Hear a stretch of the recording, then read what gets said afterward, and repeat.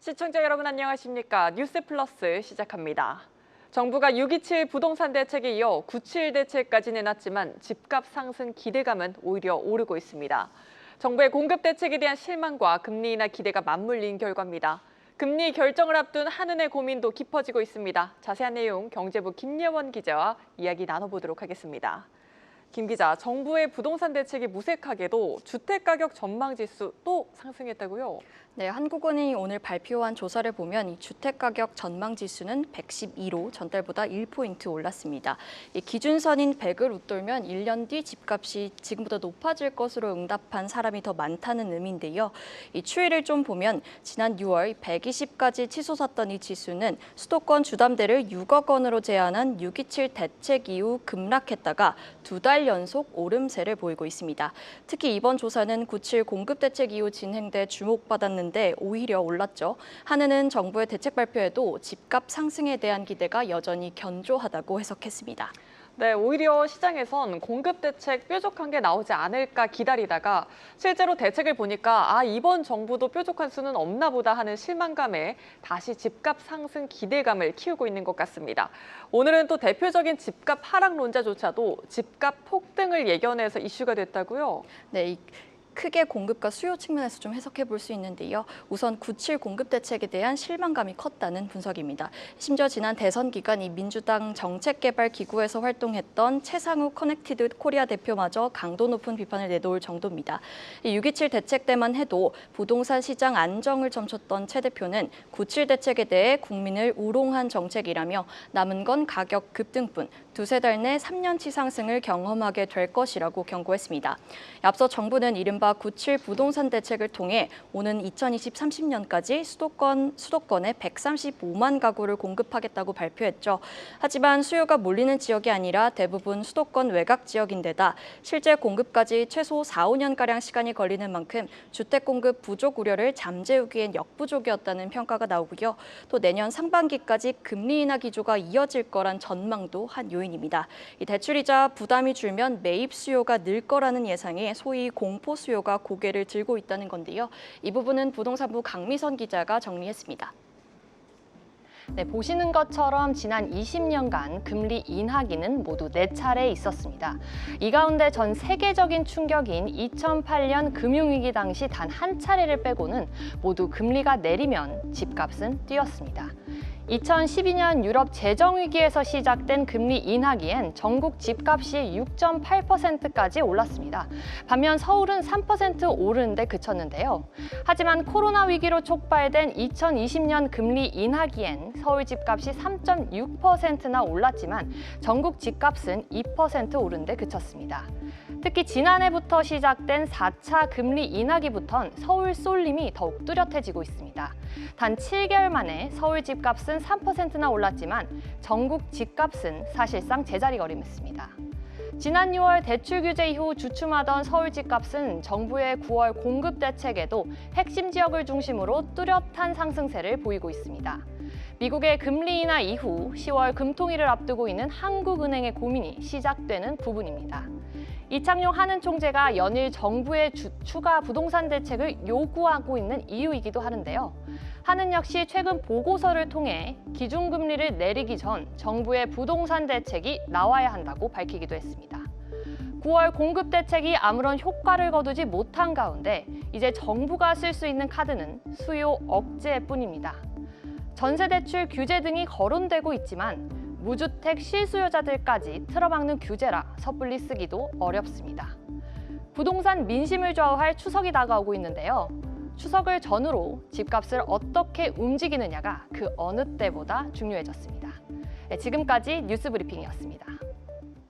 네, 브리핑 보신 것처럼 부동산 민심을 좌우할 추석이 다가오고 있습니다. 이번 추석 연휴가 지나고 금리 결정을 앞두고 있는 한은 금통위의 고민도 깊어지고 있는데요. 김 기자, 한은이 10월에 금리 내릴 수 있을까요? 네, 한강변에 이어 서울 외곽까지 매수 심리가 확산되면 가계부채가 다시 크게 불어날 수 있다는 우려가 큰데요. 어제 이 황건일 금통위원은 한해는 집값 수준 그 자체보다 이 상승세가 확산해 가계대출 증가로 이어지는 점을 걱정한다고 밝혔습니다. 이창용 총재도 최근 서울대 강연에서 금리 인하를 한두 달 미뤄도 경기엔 큰 영향이 없지만 인하 신호로 서울 집값이 오르면 부담이 된다고 말했는데요. 앞서 보셨듯이 한해는 연이어 부동산 추가 대책이 필요하다는 목소리를 내고 있습니다. 이 때문에 한은이 금리 인하를 염두에 두고 정부의 추가 대책을 요구하는 것 아니냐는 해석도 나오고요. 별다른 대책이 나오지 않고 집값 상승세가 이어질 경우 한은이 인하 시점을 11월 이후로 늦출 수 있다는 전망도 제기됩니다. 네, 추가적인 부동산 대책이라고 한다면 어떤 게 있을 수 있을까요? 시장에서는 이 뾰족한 공급 대책이 없는 정부가 수요 억제 중심의 추가 대책을 내놓을 걸로 예상합니다.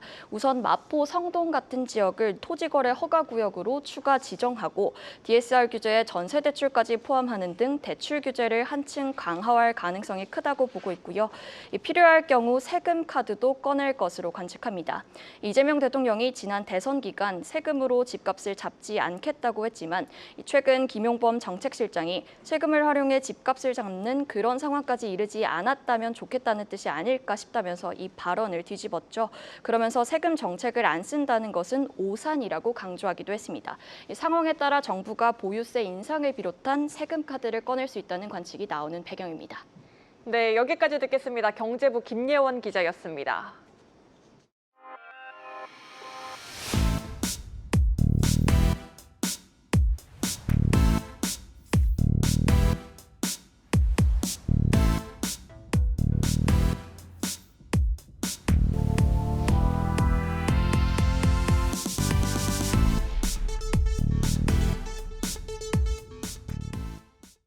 더불어민주당이 스테이블 코인 등 디지털 자산 관련 입법을 추진할 디지털 자산 태스크포스를 출범했습니다. 올해 정기국회와 연말국회를 통해 디지털 자산 관련 법률 제정을 목표로 활동할 계획입니다. 자세한 내용 현장에 나가 있는 취재기자 연결합니다. 양현주 기자, TF가 당장 연내 관련 법 제정을 목표로 하고 있다고요? 더불어민주당은 오늘 스테이블 코인 토큰 증권 등 디지털 자산 관련 입법을 추진할 디지털 자산 태스크포스를 공식 출범했습니다. TF 단장을 맡은 이정문 의원은 연내 관련법 제정을 목표로 활동하겠다고 밝히며 이 제도적 틀을 마련하겠다고 강조했습니다. 이정문 의원 발언 들어보시죠. 25년 정기국회와 연말국회를 통해 디지털 자산 관련 법률 제정을 목표로 활동할 것이며 미국의 달러 기반 스테이블 코인 및 경쟁 국가의 디지털 자산 정책에 맞서 대한민국의 통화 주권을 보호하고 원화 기반 스테이블 코인 정책을 수립할 것입니다. TF는 오는 25일 금융위, 금감원, 한국은행 등 관계부처로부터 현안을 보고받을 예정입니다. 다음 달 1일에는 금융 디지털 자산 업계와 간담회를 거쳐 의견을 수렴할 방침입니다.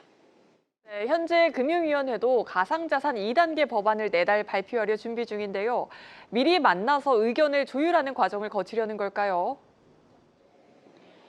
금융위가 내일 정부안과 국회안의 절충점을 찾을 것으로 예상됩니다. 현재 국회에 발의된 디지털 자산 법안은 5건입니다.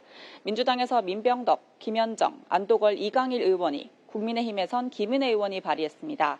이 여당 발의안 중 스테이블 코인 관련 법안만 떼고 봐도 이 자본금 요건, 발행 주체 등에서 차이가 있는데요. 예를 들면 민병덕 의원안은 자기 자본 5억 원 이상을 요건으로 비은행까지도 발행을 허용한 반면 안도걸, 김현정 의원안의 경우 이 자본금 50억 원 이상으로 보다 엄격한 기준을 적용했습니다. TF는 이 법안들을 조율해 단일안을 만들고 이를 연내 당론으로 추진한다는 방침입니다.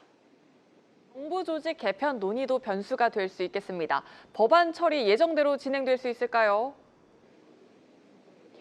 우선 가상자산법을 어느 부처가 관할할지 또 입법과 감독 권한을 어떻게 나눌지를 정해야 하는데요. 현재 정부 조직 개편을 둘러싸고 여야 간 갈등이 격화되고 있는 게 변수가 될 수 있습니다. 가상자산법 소관 상임위가 될 걸로 보이는 정무위원회 기획재정위원회 위원장이 현재 국민의힘 소속이어서 정부 조직 개편과 법안 처리 등에 시간이 걸릴 것으로 보입니다. 다만 민주당은 스테이블 코인 제도화만큼은 여야가 공감대를 이루고 있는 만큼 필요하다면 여야 합의로 핀셋 통과가 가능하다는 입장입니다. 지금까지 국회에서 한국경제TV 양현주입니다.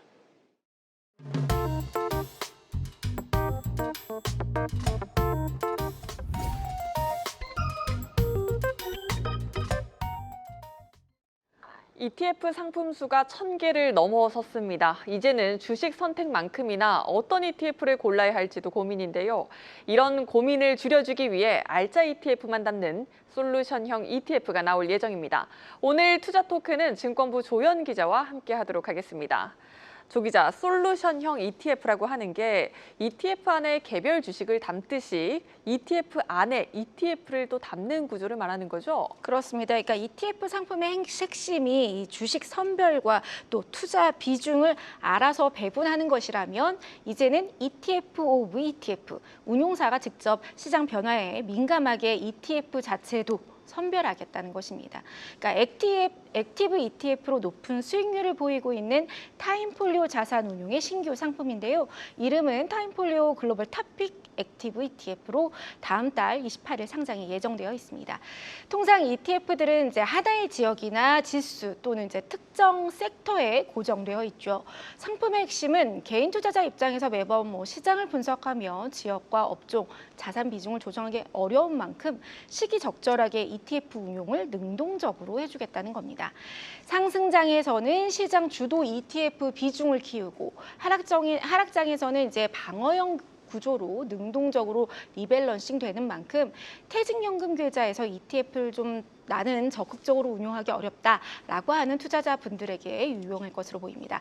아직 편입 ETF가 확정되지는 않았지만 글로벌 AI나 글로벌 우주테크&M 방산, 차이나 AI 테크, 그리고 국장에 투자하는 코스피 액티브, 코리아 밸류업, K컬처 같은 이 타임폴리오 운용의 대표 액티브 상품들이 대거 포함될 것으로 보여지고요.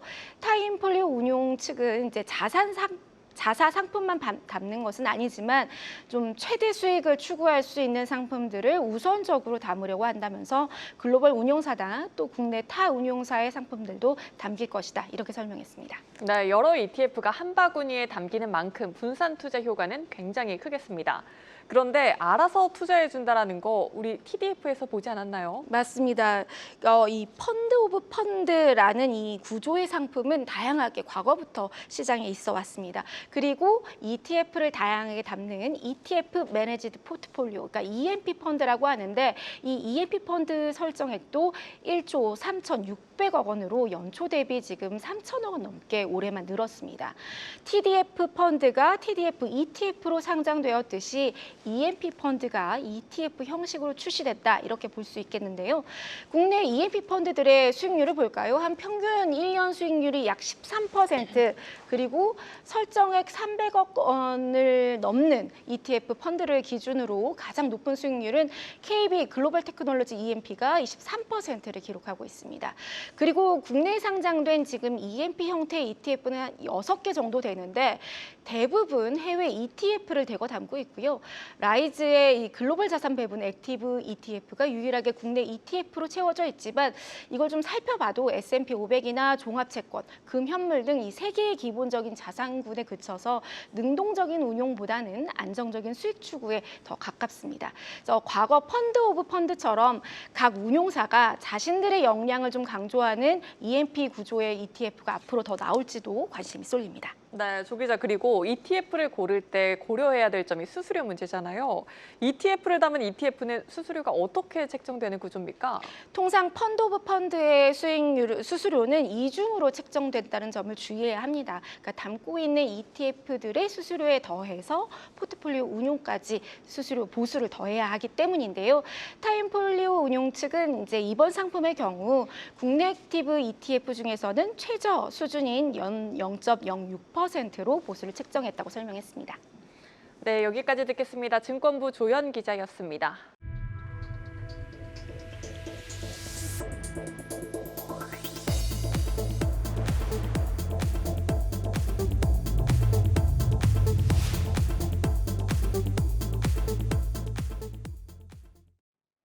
퇴직연금 수익률 개선을 위해 지난 9월 탄생한 디딤펀드의 지난 1년간 평균 수익률이 10%에 달하는 것으로 나타났습니다. 당초 은행 예금보다 조금 높은 4%대 수익률이 예상됐는데 특정 상품은 19%의 수익률까지 보여 기대치를 크게 웃돌았습니다. 서유석 금융투자협회장은 디딤펀드 직상장도 추진해 연금 투자 선택지를 더욱더 넓힐 계획입니다. 정재훈 기자가 보도합니다. 디딤펀드는 지난해 9월 금융투자협회 주도로 국내 자산운용사 25개가 공동으로 출시한 퇴직연금 전용 상품입니다. 국내 퇴직연금 규모가 430조 원 규모로 커졌음에도 최근 10년간 연평균 수익률은 2%대에 불과합니다. 디딤펀드는 이렇게 저조한 수익률을 조금이라도 개선하고자 4에서 6%대 연수익률을 목표로 삼았습니다. 올해 8월 말까지 집계된 25개 디딤펀드의 수익률은 9.94%로 예상치를 크게 뛰어넘었습니다. 9월 현재 최근 집계까지 반영하면 상위 10개 상품의 평균 수익률은 15%대로 대신 자산운용의 상품의 경우 19.7%의 최고 수익률을 보이기도 했습니다. 투자 리스크를 줄이기 위해 주식 편입 비중이 50%로 제한됨에도 금과 은 같은 대체자산 수익이 늘면서 전체 수익률이 올랐습니다. 1년 동안의 운용 성과를 봤을 때 똑같은 15%를 냈다 하더라도 이거는 굉장히 변동성이 없이 안정적으로 이렇게 쭉 올라갔다는 게 굉장히 의미가 있고, 코스피나 아니면 S&P 500 같은 경우는 높낮이가 분명히 있으면서 올라간 거거든요. 실제 올해 상반기 트럼프 관세 정책에 주식시장은 크게 흔들렸지만 디딤펀드의 수익률 변동은 적었습니다. 예금보단 높지만 주식보단 낮은 중수익 모델로서 새로운 연금 투자 대안을 제시했다는 평가입니다. 높은 수익률에도 투자 접근성이 떨어진다는 건 해결 과제입니다. 금융상품 최대 판매처인 시중은행에서의 판매가 아직 이루어지지 않고 있고 퇴직연금 디폴트 옵션에 포함된 상품도 극소수에 불과합니다. 금융투자협회는 높은 수익률로 상품 가치가 증명된 만큼 본격적으로 판매 창구가 다변화될 것으로 기대하고 있습니다. 여기에 11월 시작되는 공모펀드 직상장 제도도 디딤펀드의 투자 활성화에 보탬이 될 것이라고 봅니다. 디딤펀드 중에 사이즈가 어느 정도 되는 것들은 준비되는 대로 공모펀드 직상장으로 해서 거래소에서 ETF처럼 바로 거래될 수 있도록 이렇게 하는 것도 이제 추진할 계획입니다. 기대 이상의 1년 성적표를 받은 디딤펀드가 연금 투자의 핵심 상품으로 자리매김할지 관심입니다. 한국경제TV 정재홍입니다. 기아가 전기차를 원하는 가족 단위 고객을 노려 SUV 기반의 EV5를 새롭게 내놨습니다. 넉넉한 공간과 편의 기능을 갖춘 데다 급발진 사고를 미연에 방지할 수 있도록 페달 5조작 방지 기술을 처음으로 적용했습니다. 호모모투스 오늘은 배창학 기자가 직접 타봤습니다. 호모모투스 배창학입니다. 오늘 소개할 차량은 기아의 4천만 원대 전동화 패밀리카 EV5입니다. 정통 SUV 바디 타입 기반의 EV5는 기아가 전동화 대중화를 목표로 띄운 승부수 모델인데요. 갈수록 치열해지는 EV SUV 시장의 판도를 바꿀 수 있을지 제가 직접 타 주행해 보겠습니다.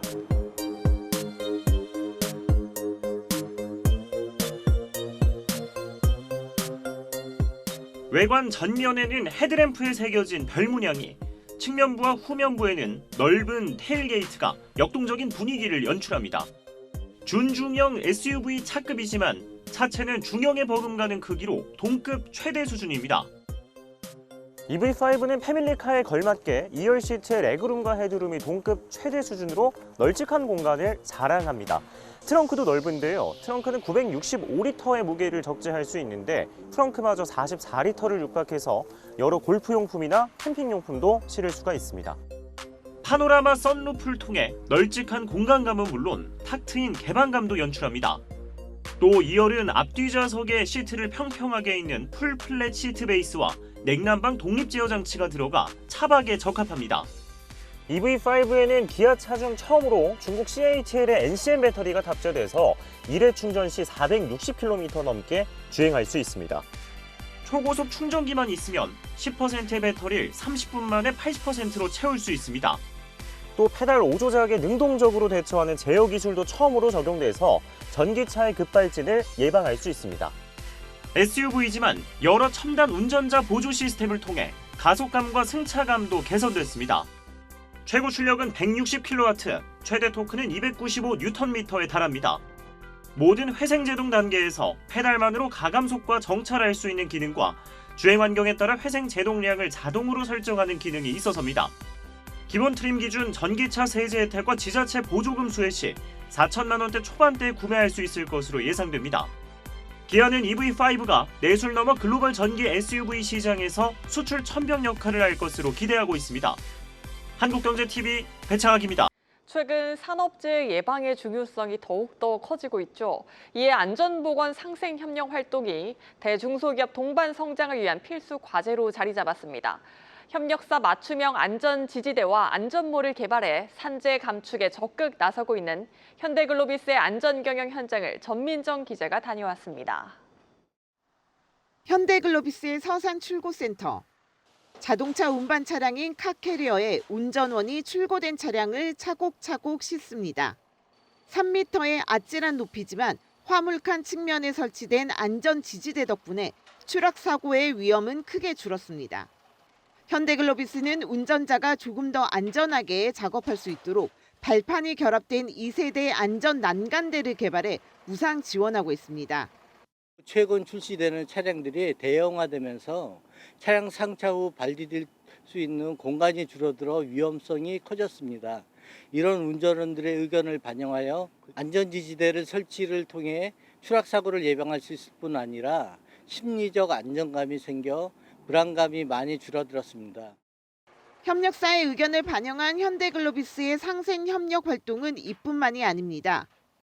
현대글로비스에서 개발한 카캐리어 운전원 전용 맞춤형 안전모인데요. 기존 산업용 안전모보다 부피와 무게를 줄여 쓰고 벗는 데 불편함이 덜합니다. 맞춤형 안전모를 지급한 이후 안전모 착용률은 많이 높아진 상황. 사고 예방을 위한 안전모 착용 문화도 자연스럽게 정착됐습니다. 충남 아산에 있는 현대글로비스의 물류 유통센터입니다. 지게차가 다가오니 경보음이 울리며 보행자 안전통로에 있는 신호등이 빨간불로 바뀝니다.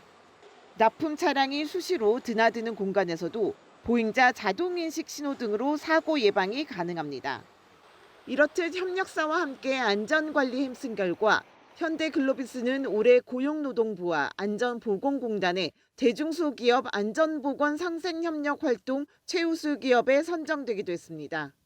원청의 일방적 활동이 아닌 협력사의 의견을 적극 반영해 맞춤형 지원을 하였습니다. 원하청 구분 없이 한 팀으로 사업장 안전을 개선하려는 분위기가 조성되었고 그 결과 현장의 안전사고도 감소하게 된 것 같습니다. 한국경제TV 점정입니다.